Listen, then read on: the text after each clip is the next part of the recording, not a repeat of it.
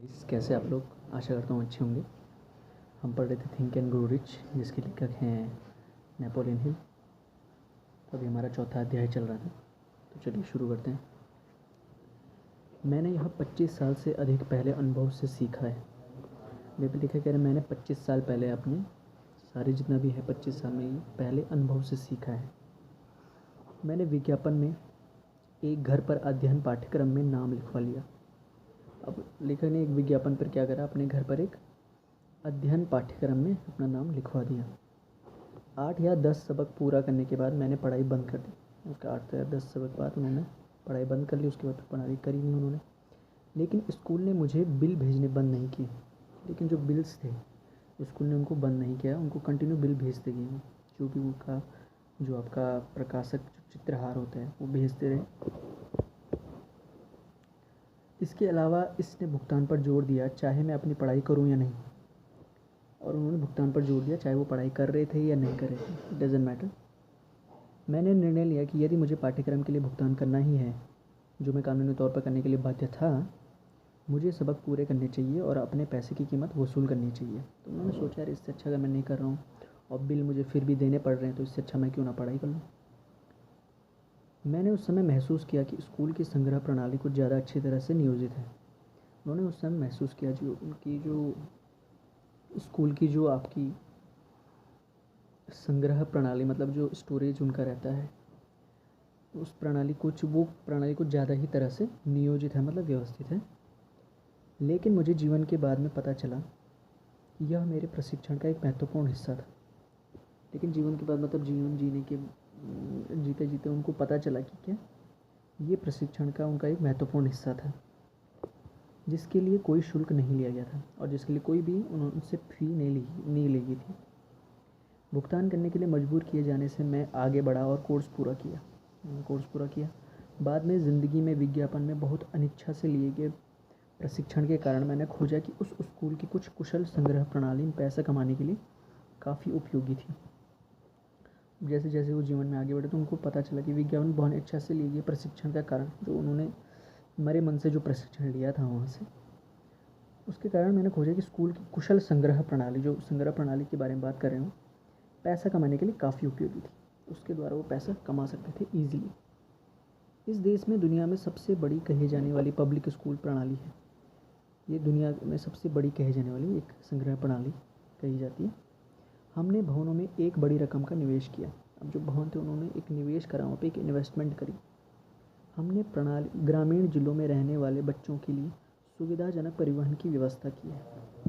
अब जो ग्रामीण में रहते हैं, ग्रामीण मतलब गांव में रहने वाले बच्चों के लिए एक सुविधाजनक परिवहन की व्यवस्था उनके आने जाने के लिए करी, ताकि वे सबसे अच्छे स्कूलों में शामिल हो सकें, ताकि वो क्या करें, सबसे अच्छे स्कूलों में शामिल हो सकें, वहाँ एडमिशन ले सकें। लेकिन इस अद्भुत प्रणाली की एक चौंकाने वाली कमज़ोरी है, यह मुफ्त है। एक कमज़ोरी है इसकी, क्या है कि ये फ्री है एकदम। मनुष्य के बारे में एक अजीब बातों में से एक यह है कि वे उस चीज़ को मूल्यवान मानते हैं जिसकी कोई कीमत होती है। अब मनुष्यों का एक फितरत होती है कि जो उनको फ्री में मिलता है तो उसका कोई मूल्य उनको नहीं लगता है। ये इंसान की एक नॉर्मल फितरत होती है।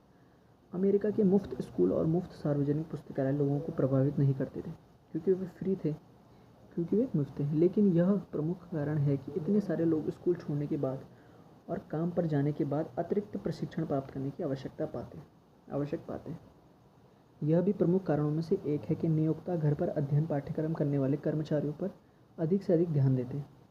जो घर में से पाठ्यक्रम कर रहे हैं अपना, उन पर अधिक से अधिक ध्यान देते हैं।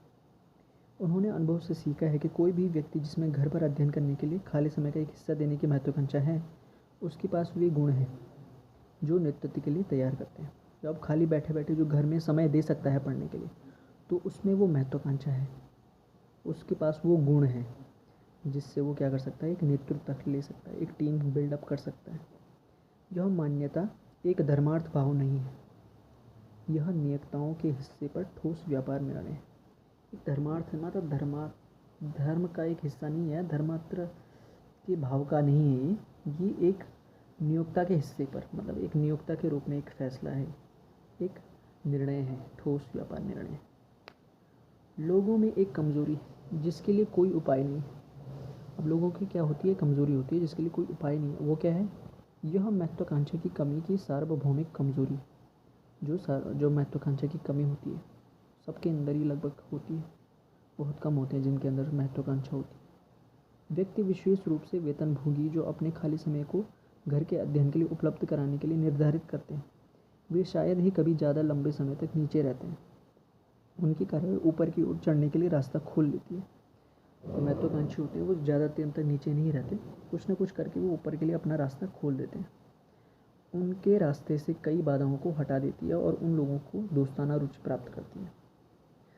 बाधाएं उनके रास्ते से हटा देती है महत्वाकांक्षा, और उनको दोस्ताना रुचि प्राप्त करती है, जिनके पास उन्हें अवसर के रास्तों में डालने की शक्ति होती है। जिनके पास क्या होती है? उन्हें अवसर में डालने की शक्ति होती है, किसी भी चीज़ को अवसर बना देती है। प्रशिक्षण के घर पर अध्ययन की विधि विशेष रूप से उन कार्यरत लोगों की ज़रूरत के अनुकूल है जो स्कूल छोड़ने के बाद पाते हैं कि उन्हें अतिरिक्त विशेष ज्ञान प्राप्त करना चाहिए।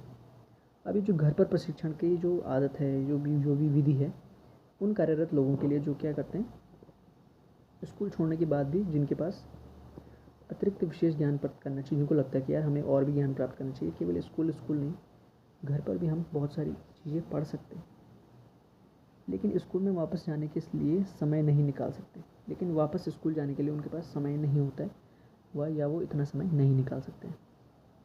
अवसाद के बाद से प्रचलित बदली आर्थिक स्थितियों ने हज़ारों लोगों के लिए यह आवश्यक बना दिया। अब अवसाद, जो आर्थिक स्थिति, ये मंदी चल रही है तो इस स्थिति ने क्या करा, हज़ारों लोगों के लिए इसके लिए मतलब इस चीज़ को क्या करा, उनके लिए एक ज़रूरी चीज़ बना दिया इस चीज़ को।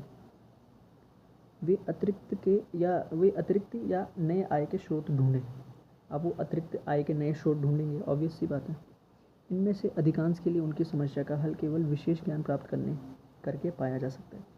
और अधिकांश के लिए ये सोल्यूशन क्या था इस चीज़ का, कि वो कुछ विशेष ज्ञान प्राप्त करें जिससे कुछ पैसा अर्न करा जा सके। कई तो पूरी तरह से अपने व्यवसायों को बदलने के लिए मजबूर हो जाएंगे, और कई लोग क्या करेंगे, अपने व्यवसायों को बदल देंगे पूरी तरीके से, और ये बहुत ज़रूरी हो जाएगा उनके लिए। जब एक व्यापारी पाता है कि एक माल की एक निश्चित लाइन नहीं बिक रही, तो वह आमतौर पर मांग में होने वाली किसी अन्य मांग के साथ उसे बदल देता है।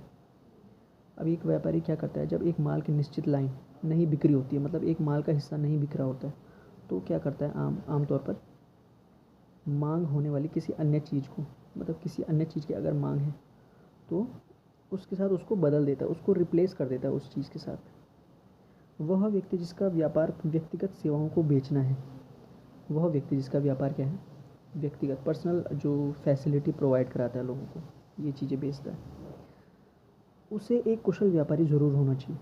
उसको एक बेस्ट सेलर मैन होना चाहिए, क्योंकि व्यक्तिगत सेवाएं बेचना बहुत बड़ी चीज़ होती है। यदि उसकी सेवाएं एक व्यवसाय में पर्याप्त रिटर्न नहीं देती, तो उसे अन्य से बदलना होगा जहां व्यापक अवसर उपलब्ध है। और यदि अगर उसकी पर्सनल जो सर्विसेज हैं, अगर वो सही रिटर्न्स नहीं दे रही हैं उसको, तो उसको क्या करना चाहिए, किसी और चीज़ से उस चीज़ को रिप्लेस कर देना चाहिए जहाँ व्यापक अवसर उपलब्ध हैं, जहाँ क्या है, व्यापार के ज़्यादा बेहतर अवसर उसके पास उपलब्ध होंगे। Thank you so much guys, आज के लिए इतना ही। आशा करता हूँ आपका आज का सेशन आपको अच्छा लगा होगा। Thank you so much, good night.